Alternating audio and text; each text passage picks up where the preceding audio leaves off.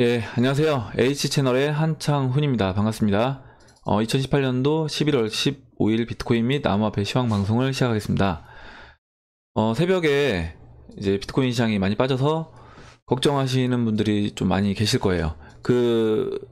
오늘 이제 빠진 시장에 대해서 제가 본 이제 시각을 여러분들하고 이제 같이 공유하는 시간을 가져보도록 하겠습니다. 그럼 일단 댓글에서 좀 같이 공유하면 좋을 만한 그 기사를 올려주신 분들이 계셔서 제가 그 부분을 먼저 여러분들하고 읽어보고 그 다음에 이제 비트코인을 볼게요.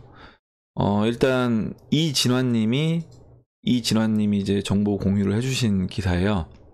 보면 IMF 총재 국가 디지털 화폐 도입할 가장 좋은 시기이다. 미국의 유력 비즈니스 전문 미디어 마켓워치에 따르면 크리스틴 리가르트 IMF 총재가 최근 공식 석상에서 지금이 각국 중앙은행들이 국가 주도의 디지털 화폐 도입을 고려하기에 가장 좋은 시기라고 밝혔다. 이렇게 얘기를 했습니다. 그럼 이제 IMF의 배후 세력이 어떤 곳인지는 뭐 아시는 분들은 아실 거예요. FRB 그리고 이제 IMF, 뭐 세계은행 이런 곳들이 결국에 이제 그 FRB의 우리가 이제 배후 세력이라고 얘기하는 그 세력들이 다 어떻게 보면 주도권을 갖고 있는 그런 기관입니다. 그래서 IMF 총재는 어떻게 보면 이제 그들이 이야기하고 싶은 거를 대변해서 이제 이야기하는 사람이라고 보면 돼요.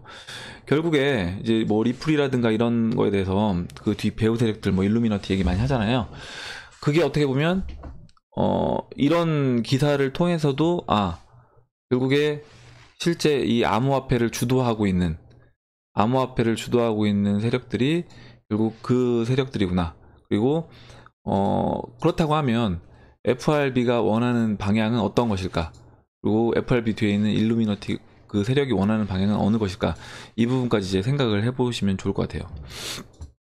예, 이 기사를 이제 읽어봤고, 그래서 이제 각국 은행들, 중앙은행들이 디지털 화폐를 이제 도입을 고려하기에 가장 좋은 시기다. 이렇게 얘기를 했고, 결과적으로 그러면 이제 친미라든가 이제 미국의 아니면 암호화폐를 이제 적극적으로 받아들이고 있는 국가들은 당연히 디지털 화폐를 이제 도입을 적극적으로 할 테고, 그렇지 않은 국가들은 뭐 인도라든가 이란이라든가 이런 나라들도 이미 이제 환율 공격을 받다 보니까 국가적으로 자기네들이 암호화폐를 이제 도입을 하려고 하고 있어요. 베네수엘라도 마찬가지고. 그리고 김주현님이 이제 올려주신 기사인데요. 멘탈을 잡기 좋은 기사여서 이제 올려주셨다고 했어요. 한번 같이 볼게요. 보면 팀 드레이퍼랑 피터 스미스의 비트코인 전망이라는 기사인데, 이 둘이 이제 대화를 나눈 거예요. 이 둘이 대화를 나눈 건데, 70% 하락한 현 시점에서 낙관적 전망을 고수하시냐고 물어봤어요. 드레이퍼한테. 드레이퍼가 물론이죠. 왜냐하면 전 세계적으로 달러의 화폐 가치는 86조나 되기 때문입니다. 우리는 비트코인이 25만 달러에 도달하기 위해서 약 5%의 시장 점유율을 확보해야 한다고 이야기를 했는데, 이건 마치 바닷물에서 물 한 컵을 뜨는 것과 같은 것입니다. 만약 비트코인으로 스타벅스 커피를 살 수 있도록 만들기만 하면 되고, 그때 갑자기 세상이 열릴 것입니다. 이렇게 얘기했어요. 보시면 제가 지난번에 이제 보여드렸던 자료에서 달러 화폐 가치 지금 뱅크머니하고 베이스머니 하면 거의 이제 78조 달러인데, 그러니까 거의 뭐 지금 약간 이게 예전 자료이기 때문에 그러면 최근 자료라고 하면 이제 86조 달러가 되는 거예요. 그러면 그냥 1달러가 1000원이라고 했을 때 8경 6천조죠. 8경 6천조. 여기에서 이제 5%를 점유한다라고 하면 암호화폐 시장이 얼마가 돼야 되냐면 5%니까 8경 6천조니까 8600조, 그러니까 4300조 정도 돼야 되는 거예요. 4300조. 예. 4300조. 그러면 4300조면 지금 이제 암호화폐 시장의 사이즈랑 이제 비교를 해보시면 될 것 같고, 이렇게 됐을 때 5%에 도달했을 때 그때 이제 비트코인 가격은 이제 25만 달러 정도가 적절하다, 이렇게 얘기를 한 거예요. 그리고 이제 스미스라는 사람이 다른 전망은 내년 동안 암호화폐 시장이 냉각될 것으로 기대를 했었습니다. 그렇긴 하지만 오늘날 암호화폐 시장은 매우 초기 단계이며 전 세계 금융 서비스 시장보다 겨우 1조 5천억 달러의 규모에 불과합니다. 이는 앞으로 많은 성장이 있으리라는 것을 의미합니다. 이렇게 얘기를 했습니다. 예. 그리고 이제 1년 안에 비트코인 가격이 더 오를까요, 내릴까요? 스미스는 저는 여전히 비트코인의 미래에 대해 낙관적이며 저 개인적으로 비트코인이 더 많이 할당을 하고 있대요. 그리고 드레이퍼는 2022년 25만 달러를 예상했지만 그게 이제 2023년이 될 수도 있고 아마 그 정도 범위에서 될 것 같다. 네. 물론 우리는 어떻게 목표를 달성할지는 확신할 수 없다. 하지만 1년 후 가격은 지금보다 오를 것입니다. 이렇게 얘기를 했습니다. 그러면 일단 기사는 여기까지에 정보를 같이 공유해 주신 그 김주현님하고 이진환님 감사 말씀드리고 다른 댓글 달아주신 분들한테도 감사하다는 말씀을 드리겠습니다. 지금 비트코인 이제 하락을 하고 있는데 제가 보는 그 시장에 대해서 이제 비트코인에 대해서 말씀을 드릴게요. 일단은 이 비트코인 하락에 대해서 걱정하시는 분들이 많은데 제가 예전에 한번 말씀을 드렸어요. 뭐냐면 일단은 이 지금 주봉 차트고 비트코인 달러에서 주봉 차트고 로그가 적용이 됐습니다. 로그가 적용이 됐고 이 채널 안에서 이제 비트코인이 전반적으로 움직였다라고 하면 지금 이 채널의 하단부는 지금 이 라인이에요. 이 라인입니다. 그러면 지금 현재 가격에서 만약에 그냥 급락을 해서 수직으로 바로 떨어진다라고 했을 때 비트코인이 빠질 수 있는 가격은 얼마까지 보느냐? 그러면 이 채널 하단부죠. 채널 하단부입니다. 채널 하단부인데 채널 하단부가 거의 이제 5,000달러 근처예요. 5,000달러. 예, 5,000달러. 근데 이제 이 채널은 장기 차트이기 때문에 사실 각도를 약간만 제가 변형을 해서 그려도 이 폭이 꽤 커요. 그래서 그 부분을 감안한다라고 하면 뭐 넉넉하게 한 4,700~800달러에서 뭐 5,100~200달러 이 정도 범위가 이 채널의 바닥이라고 이제 볼 수 있다는 겁니다. 그러면 지금 이제 시간이 흘러가면 흘러갈수록 이 채널 바닥은 계속 올라가는 거예요. 올라가기 때문에 제가 이제 비트코인을 이제 뭐 어떤 생활비라든가 이런 거 쓸 부분 빼고는 이제 다 매수를 했다고 했잖아요. 갖고 있다고 했잖아요. 홀딩을 하고 있습니다. 그러면 이렇게 홀딩을 해서 갖고 있는 이유는 뭐냐면 물론 이렇게 빠질 수도 있지만 빠져서 여기까지 5,000달러까지 찍을 수도 있는 거예요. 찍을 수도 있지만 5,000달러를 터치를 안 하고 이때 이제 2015년도 바닥 터치하고 이제 갈 때 보면 이때는 채널 바닥을 터치를 안 한 겁니다. 채널 바닥을 터치 안 하고 그냥 중간에 가버린 거예요. 그렇기 때문에 내가 무조건 채널 바닥에서 매수를 기다리겠다. 이거는 내 포지션을 놓칠 수가 있다는 거죠. 그래서 저 같은 경우는 지금 이 가격은 내가 앞으로 한두 달 정도만 돼도 다시 이 가격이 오기 때문에 왜냐면 채널 하단부가 올라오잖아요. 올라오기 때문에 지금은 그냥 포지션을 유지하는 게 더 낫다라고 본다. 이렇게 이제 말씀을 드렸습니다. 그러면 지금 이 비트코인이 만약에 여기서 이제 채널 바닥을 찍고 이렇게 이제 다시 상승을 하겠죠. 상승을 하고 오늘 그러니까 야간에 하락하기 직전 가격인 뭐 6,300달러, 6,360달러까지 올라오려면 언제냐? 그 기간은 제가 이제 지난 방송에서 이제 차트를 했더니 올해 그러니까 12월 한 10일 뭐 15일 정도로 말씀드렸는데 그 차트 각도에 따라 약간 달라진다 말씀드렸잖아요. 지금 이제 차트에서는 2019년 이제 1월 20일 정도로 체크가 돼요. 그래서 적어도 뭐 2019년 1월 정도가 되면 일단은 아무리 여기서 이제 바닥을 긴다라고 해도 저는 지금 현재 가격은 올 수 있는 거다. 이렇게 이제 보고 있습니다. 그리고 이제 그 전에 이미 이제 뭐 벡터거래소라든가 이런 것들이 이제 기관들이 어떻게 보면 진입할 수 있는 그런 여건이 마련될 수 있기 때문에 그 전에 이제 시장은 반등을 할 거라고 이제 보고 있습니다. 그리고 이제 한 가지 더 말씀을 드리면 이런 거예요. 이때 이제 보시면 이때도 2015년 이제 8월 달에 8월 달에 이렇게 이제 아래 꼬리를 단, 이게 주봉이기 때문에 사실 일봉으로 보시면 좀 더 다르긴 할 텐데, 일단 주봉상 이렇게 아래 꼬리를 길게 달고 반등을 하고 좀 더 횡보를 해준 다음에 이렇게 상승을 했습니다. 상승하고 이제 이때가 그러면 거의 이때 가격은 다시 안 온 거예요. 이때 가격은 다시 안 온 겁니다. 그럼 지금 이제 하락을 하고 다시 반등을 해서 올라온다고 하면, 저는 이제 이 가격은, 지금 우리가 이제 보고 있는 이 가격은 다시 오기는 쉽지 않은 가격이다, 이렇게 보고 있고, 만약에 그럼 이 채널 하단부가 깨지면 어떡하냐. 이 채널 하단부가 깨진다고 하면, 그렇다고 하면 일단은 그때는 이 IT에서 S커브 곡선으로 이제 상승을 하는 어떤 성장 국면 초기에 있는 상태에서 비트코인이 상승한다는 그 가정 자체가 이제 무너지는 것이기 때문에 이 상승률 자체를 이제 그러면 인정할 수 없는 거죠. 근데 일단은 이렇게 보는 거예요. 단기적인 것이 아니라 지금 이 상승 채널은 비트코인이 초기에 시장에 나오고 이제 급등한 것을 제외한 나머지 거의 대부분 이 채널에서 유지가 됐습니다. 이 바닥은 신뢰도가 그래서 굉장히 높은 거예요. 높은 것이기 때문에, 그래서 이제 이 자리는 이제 지켜줄 거라고 이제 보고 있는 거죠. 저 같은 경우는 만약에 이 자리가 깨진다라고 하면 그때는 이 블록체인, 이 암호화폐 시장 자체에 대한 확신을 어떻게 보면 저도 이때는 다시 한번 고려를 해봐야 되는 그런 상황이 될 수 있습니다. 그래서 어떻게 보면 자금 관리가 가장 중요하다. 자금 관리가 가장 중요하다. 이제 저는 이제 이 자리는 지킬 거라고 보는 거죠. 지금 타이밍에 그 S커브 곡선에서 상승 초입부인 지금 타이밍에 이 채널이 깨지지는 않을 거라고 본다. 예. 어디까지나 제 개인적인 의견입니다. 제 개인적인 의견이고, 이건 이제 여러분들이 나름대로 이제 판단을 하셔야 되는 거고요.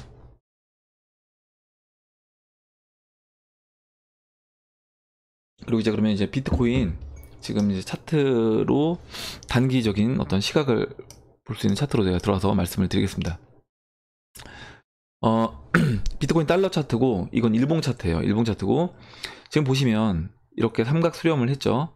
삼각 수렴을 했고, 삼각 수렴에서 제가 상방으로 이제 돌파가 됐다고 했습니다. 돌파가 돼서 이거는 세력이 이제 위로 끌고 가려는 어떤 것을 보여준 거다. 왜냐면 거래량도 이제 실렸기 때문에. 그리고 그 이후에 이제 거래량이 바닥을 어떻게 보면 박박히다가 오늘 이제 장대 음봉이 나오면서 어느 정도 이때보다는 이제 덜하지만 거래량이 이제 실렸습니다. 거래량이 실렸어요. 다만 좀 아쉬운 거는 뭐냐면, 제가 이제 말씀드렸던 거를 이제 보시면, 저는 이제 이 빨간색 라인까지는 언제든지 눌러줄 수 있다라고 했습니다. 그러니까 세력들 입장에서 개인들 가장 멘탈을 지겹게 만들려고 하면 이렇게 계단식으로 하락하면 된다고 했어요. 근데 이제 일정 부분 슈팅이 나오고 하락을 하다가 다시 상승하는 국면처럼 변동성을 죽이면서 상승 국면처럼 보여줬어요. 어느 정도 어떻게 보면 시장의 투자자들한테 좀 안정감을 준 거죠. 안정감을 주다가 갑자기 이제 거래량이 실리면서 이제 급락이 나왔습니다. 급락이 나왔는데, 일단 공교롭게도 지금 비트코인 캐시 하드포크 이슈랑 어떻게 보면 맞물려서 하락이 나온 거죠. 작년으로 돌아가서 이제 생각을 해보면, 비트코인이 이제 비트코인 캐시랑 하드포크가 되기 전에, 그때도 비트코인이 사실 이렇게 어떻게 보면 전체 시장 자체가 그때도 이와 같은 어떤 현상을 겪었습니다. 그래서 저는 사실 이게 지금 하락이 세력들이 시장을 진짜 이거를 완전 죽이려고 뺀다라고는 사실 보지 않아요. 보지 않고 이런 거죠. 이게 투자자들 입장에서 봤을 때 비트코인 캐시 지금 하드포크 이슈가 있으면서 진짜 온갖 악재가 지금 다 나오고 있습니다. 거의 뭐 비트메인이 뭐 해시율이 떨어져서 SV한테 이제 오히려 당할 것이다. 그렇게 되면 뭐 비트코인 캐시 가격은 0으로 수렴할 것이다. 이런 얘기까지 나오고 있죠. 이게 작년에 비트코인하고 비트코인 캐시가 하드포크 될 때 똑같이 이런 얘기가 있었습니다. 그때도 있었고, 그때 저는 어떻게 보면 그런 부분에서 잘 이제 모르고 경험이 없다 보니까 저도 어떻게 보면 비트코인 갖고 있던 물량에서 반을 정리를 했어요. 근데 돌이켜서 생각해보면 그때가 사실 전체적인 시장에서 봤을 때는 가장 싼 국면이었고, 그때 오히려 하드포크 될 때 그냥 그 하드포크 됐던 비트코인 캐시까지 오히려 받았던 사람들이 가장 어떻게 보면 수혜를 본 거죠. 왜냐면 바닥을 그때 비트코인 찍고 다시 반등을 해주고 비트코인 가격은 다시 원상복구되고 그 이상 올라갔고 비트코인 캐시까지 덤으로 받은 거잖아요. 어떻게 보면 약간 보너스 개념으로 받았기 때문에 저는 사실 지금도 그냥 그 정도 시각으로 보고 있고, 만약에 여러분들이 지금 시장에서 뭔가 두려움을 느끼시고 뭔가 공포감을 느낀다고 하면 이거는 일단 여러분들 그 포트폴리오라든가 자금 관리가 제가 봤을 땐 제대로 되고 있지 않는 거다. 그래서 이 차트라든가 이런 게 문제가 아니라 오히려 내 포지션, 내 자금 관리에 대해서 한번 생각을 해봐야 된다. 이렇게 이제 말씀을 드리고 싶고, 그리고 이제 그런 어떤 멘탈이 약한 투자자들의 물량을 뺏는 그런 과정이라고 보고 있어요, 저는. 예. 지금 이런 것도 사실 그렇게 보고 있기 때문에 이 지금 하락이 나오고 뭐 반등이 바로 안 나올 수도 있습니다. 반등이 안 나오고 뭐 이렇게 뭐 급반등이 나오면 좋겠지만 급반등이 안 나오고 뭐 계단식으로 상승을 하면서 회복을 할 수도 있습니다. 회복을 할 수도 있고, 아니면은 뭐 급반등이 나올 수도 있겠죠. 아니면 또 재차 하락할 수도 있는 겁니다. 재차 하락할 수도 있는데 일단 그 비덴트라는 종목, 그 주식장에 있는 비덴트라는 종목을 말씀을 드리면, 비덴트라는 종목도 이 6월달 저점을 이탈을 했었어요. 이탈을 하고, 제가 이제 비덴트 차트를 안 켰는데 왜 안 켰냐면 이제 주식 그 HTS를 키니까 자꾸 PC가 좀 버벅대는 것 같아서 지금 껐는데, 그때 이제 이 6월달을 깨고 내려갔다가 급반등을 해주고 다시 재차 하락했습니다. 재차 하락해서 오히려 더 빠졌죠. 이때 저점보다 더 이탈한 상황에서 지금 비덴트 같은 경우는 올라와서 이제 60일선하고 120일선 그 사이에서 이제 놀고 있는 그런 모습인데, 뭐 비트코인도 크게 다르지 않을 거라고 보고 있어요. 그래서 일단은 지금 뭐 최악의 경우를 고려한다라고 하면 제가 아까 말씀드렸던 여기 이제 5,000달러를 보고 있습니다. 근데 왜 5,000달러를 보는 이유는 일단 이 장기 채널의 하단부이기도 하잖아요.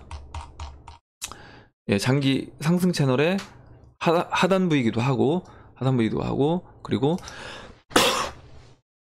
보시면 이때 이제 작년 9월 달에 이 고점 그리고 고점이 돌파가 되고 그 다음에 한번 지지받고 이제 올라왔습니다. 이 5,000달러가. 그래서 이제 5,000달러가 일단 강한 어떤 지지 라인이 되지 않을까 이렇게 보고 있습니다. 저는 5,000달러 만약에 여러분들도 이제 염두에 두셔야 되는 거예요. 염두에 두시는데 뭐냐면 이런 식으로 흘러갈 수 있는 거죠. 반등 나오고 또 이렇게 가다가 여기서 재차 하락해서 이렇게까지 빠질 수 있는 거예요. 이런 식으로. 그럼 굉장히 이제 투자자들 입장에서 진짜 야, 이 시장 진짜 못해 먹겠다 이 얘기까지 나와야지 어떻게 보면 끝이 날 수 있다. 예. 근데 이렇게 내가 마음을 먹고 시장을 보는 거랑 그냥 계속 시장은 좋을 거야 라고 보는 거랑은 다르다는 거죠. 예. 그 부분은 다른 겁니다. 일단은 여기까지 하고, 그 비트코인은 물론 이제 아쉬운 부분은 이 지금 빨간색 라인을 훼손을 했어요. 훼손을 해서 사실 이 라인을 훼손하지 않았다라고 하면 좀 더 빨리 회복하고 좀 더 이제 좋은 모습으로 갈 수 있을 텐데, 이 라인이 훼손되고 이제 6월 저점까지 일단 한번 깨진 상황이기 때문에 반등이 나온다고 하더라도 재차 추가적으로 한 번 더 하락이 나올 수도 있다. 그렇게 이제 마음을 먹고 계시라는 거예요. 마음을 먹고 계셔라. 이렇게 이제 말씀을 드리겠습니다. 그리고 이제 이더리움을 볼게요. 이더리움. 지금 이더리움도 오늘 이제 같이 빠졌습니다. 이거 이더리움 비트 차트고요. BT 시장에서 빠졌는데 지금 뭐 움직임은 사실 그대로예요. 그러니까 제가 이제 이 패턴과 2016년 이 패턴이 같은 모양으로 이제 움직인다라고 하면 이 삼각 수렴에서 이탈된 상황에서 보이는 움직임, 그리고 이 삼각 수렴에서 이탈돼서 보이는 움직임, 반등 나오고 눌러주고 반등 나오고 다시 눌러주고, 그럼 지금 이 자리가 지금 이 자리쯤 돼 있다라고 보고 있습니다. 그렇다라고 하면 앞으로 8월 13일에서 이 자리까지 10월이잖아요. 그러면 이제 한 달 반 정도예요. 한 달 반 정도는 비트코인하고 이더리움하고 같이 움직일 수 있다. 등락폭을 이렇게 같이 움직이는 거예요. 같이 하락할 때는 이더리움 좀 더 같이 하락했다가 올라올 때는 이더리움 또 좀 더 빨리 올라왔다가 하면서 이렇게 박스권 형태로 보일 수 있다는 거죠. 그러면 한 달 반 뒤에는 보시면 이더리움만 빠집니다. 이게 제가 말씀드렸죠. 원화 시장이나 달러 시장에서 빠지는 게 아니라 BTC 시장에서 빠진다는 의미는 뭐냐면 비트코인 혼자 상승을 하고 있다는 의미로 보실 수도 있다는 거예요. 이게 그러면 앞으로 이제 한 달 반 동안, 한 달 반이라고 하면 뭐 한 12월 말 가까이 되겠네요. 12월 말 가까이. 그때까지는 시장이 같이 움직일 수 있는 거죠. 같이 움직여주다가 그 이후에는 비트코인 혼자 이제 상승하는 흐름이 나올 수도 있다는 겁니다. 그렇게 되고, 그럼 이제 이 형태를 봤을 때 언제 그러면 우리는 비트코인을 이더리움으로 교체를 해야 되느냐. 이렇게 하고 이제 비트코인이 혼자 만약에 전고점을 넘어가서 상승하는 흐름이 나왔어요. 내년 초에 나와준다라고 하면 그때 비트코인이 혼자 충분히 상승을 해서 이더리움이 완전히 이렇게 눌러주겠죠. 눌러준 상태에서 이때 보시면 이 15일 이평선이 50일 이평선 돌파를 합니다. 그 전까지는 돌파를 하지 못하고 돌파를 했을 때 그때 들어가도 되고 그때 들어가지 않고 아니면 돌파하고 눌러줄 때 들어가도 되는 거예요. 그렇기 때문에 이때는 내가 이제 저점을 확실하게 예상하기 힘들다라고 하면 그냥 분할로 비트코인을 이더리움으로 0.02부터 분할로 교체를 해줘도 되고, 그러니까 1비트가 52더가 될 때 교체를 해줘도 되고, 아니면은 15일 이평선이 50일 이평선을 돌파할 때 그때 교체를 해줘도 지금 가격보다는 훨씬 싼 가격에 비트코인을 이더리움으로 교체를 할 수 있다. 이렇게 이제 말씀을 드리겠습니다. 그리고 리플을 볼게요. 리플이 지금 시장에서 어떻게 보면 비트코인보다 좀 더 강하게 이제 움직이고 있죠. 일단은 리플은 이 지금 빨간색 라인을 잠깐 훼손을 했는데 아래 꼬리를 길게 달고 반등을 바로 해줬습니다. 해주고 지금 15일 이평선도 훼손하지 그러니까 장중에는 깨졌지만 일단 봉 마감 자체는 위에서 마감을 했어요. 그래서 일단은 시장에서 리플이 그래도 가장 어떻게 보면 강한 종목이다. 지금 알트코인에서 강한 종목이다. 이렇게 말씀을 드릴 수가 있겠습니다. 그래서 리플은 계속 이제 홀딩을 하시면 될 것 같아요. 홀딩을 하시면 되고, 만약에 리플 없으신 분들은 지금 이렇게 눌러줄 때 리플을 좀 담아볼 수 있는, 뭐 저 같은 경우도 다 이미 제 자금은 다 썼기 때문에 교체를 한다라고 하면 이제 비트코인을 리플로 교체하는 수밖에 없습니다. 예. 그리고 대시를 보여드리면, 대시 같은 경우도 이제 대부분 알트코인들이 다 거의 이런 흐름인데, 아래 꼬리가 이제 길게 달렸어요. 아래 꼬리가 길게 달리고 일단 회복을 해서 보시면 대시도 15일 이평선 올라와서 일단 봉이 마감이 됐습니다. 음봉이긴 하지만 그러니까 도지 형태죠. 거의 도지 형태인데 일단은 15일 이평선 위에서 마감이 됐다. 일단 현재는 지금 15일 이평선을 약간 이탈한 상태인데 내일 이제 일봉 마감이 어떻게 끝나느냐가 이제 중요하고, 지금 이제 조만간 이제 골든 크로스가 나올 수 있는 타이밍이에요.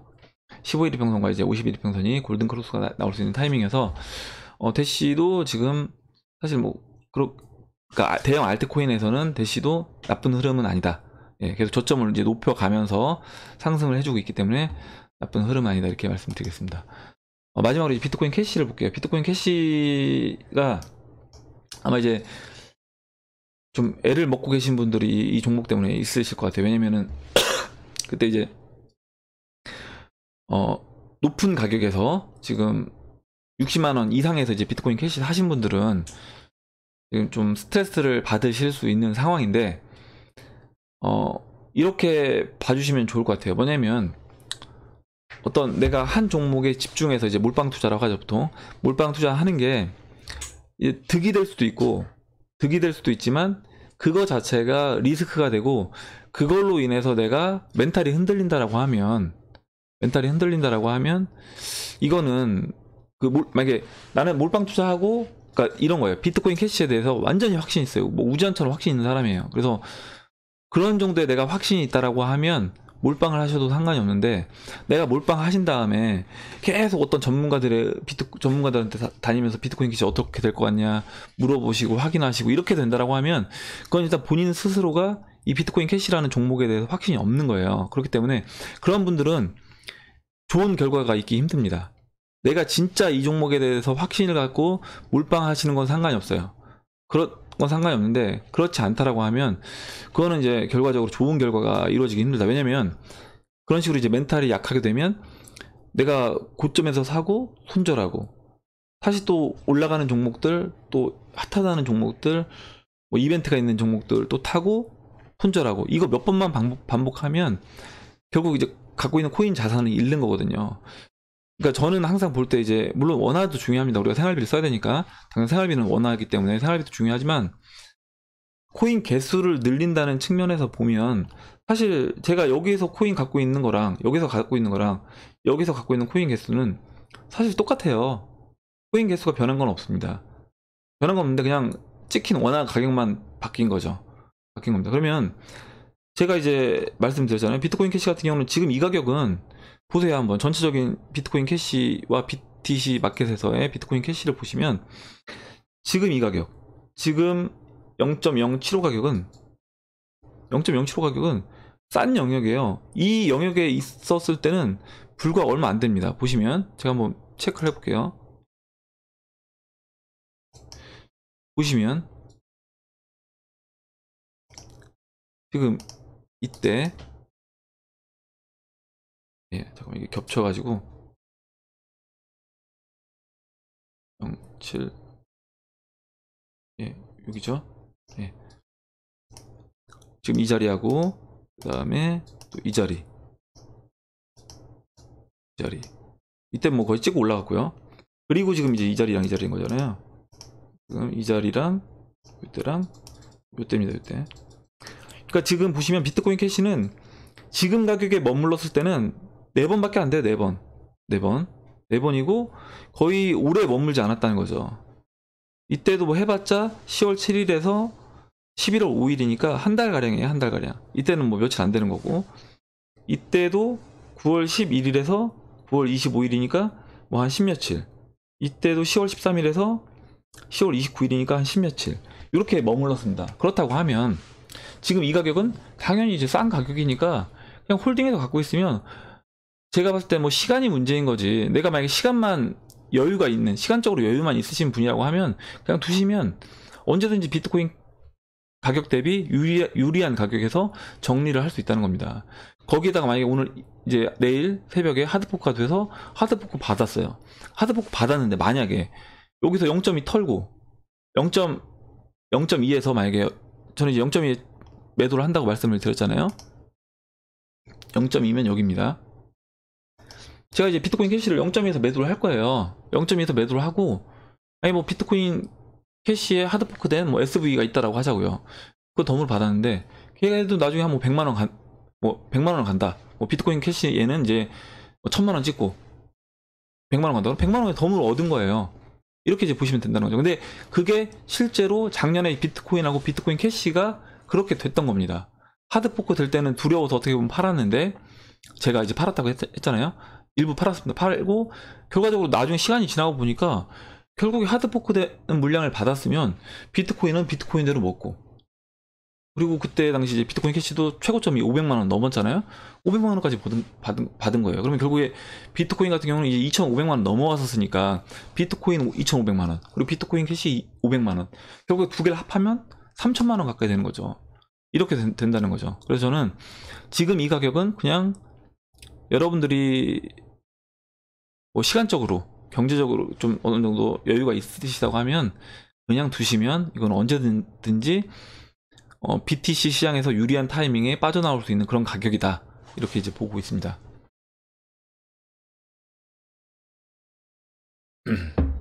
그리고 이제 마지막으로 기사 2개만 제가 보여드릴게요. 이제 어제 제가 여러분들하고 이제 얘기했던 것 중에 이런 게 있었잖아요. 블록체인 기반 거래소, 그러니까 스위스 증권 거래소 대표가 블록체인 기반 거래소는 앞으로 10년 내 전통 거래소를 대체할 것이라고 했습니다. 스위스 증권 거래소의 소유 기업인 SIX의 대표 토마스 지부가 블록체인 기반 거래소는 10년 내로 전통 거래소들을 대체하게 될 것이라고 전망했다. 그는 또 은행, 보험회사, 대형 자산운용사가 블록체인을 통해 비용이 절감되는 것을 느끼게 되는 순간 빠르게 블록체인을 도입할 것이라고 덧붙였다. 예.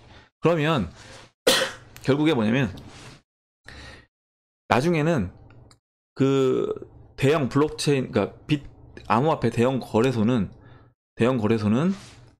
은행 역할도 할 수 있고, 증권회사 역할도 할 수 있고, 보험회사 역할도 할 수 있고, 대형 자산 운용사 역할도 할 수 있는 겁니다.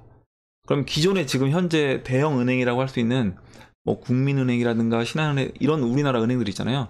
이런 은행들의 시총 사이즈 다 넘을 수 있는 거예요. 우리나라 거래소들도 마찬가지로요.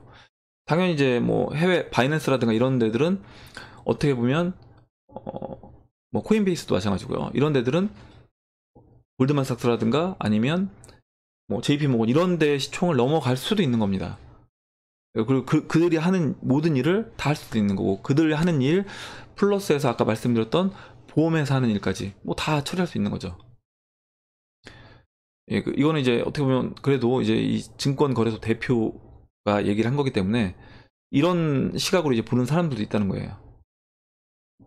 그리고 이제 마지막으로 기사 하나만 더 말씀드릴게요.